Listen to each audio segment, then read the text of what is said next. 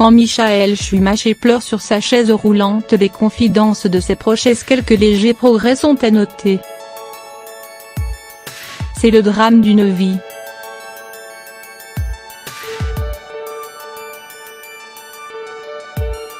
Il y a 5 ans, Michael Schumacher avait un accident de ski.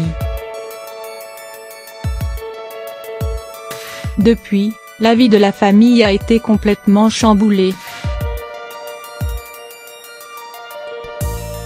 Et pour cause, cet accident a laissé le septuple champion du monde de Formule 1 très lourdement handicapé, après des années de coma. Quelques légers progrès sont tout de même à noter.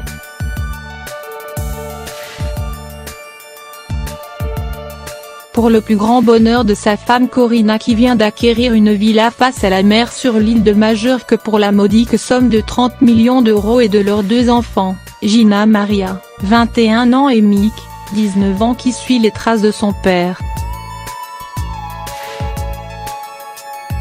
Depuis ce terrible accident, Michael Schumacher souffre de graves lésions cérébrales. Ainsi, il ne peut ni marcher ni se tenir debout tout seul, selon son avocat. Pire encore, il n'aurait plus l'usage de la parole et ne retrouverait pas la mémoire, comme l'affirme Paris Match. Afin de le protéger au mieux, sa femme a donc décidé de faire un tri parmi leurs proches. De ne pas laisser tout le monde l'approcher.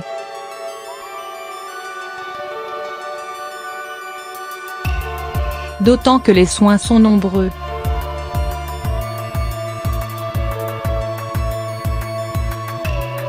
Une quinzaine de personnes, physiothérapeutes, kinés, médecins, spécialistes, se relaient en permanence dans leur demeure suisse.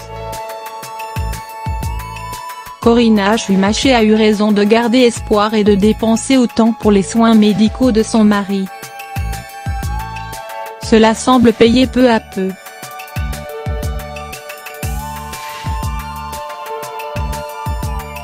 Aujourd'hui, selon son entourage, Michael arriverait à esquisser quelques gestes dans son bassin aquatique de rééducation, rapportent ainsi nos confrères de Paris Match.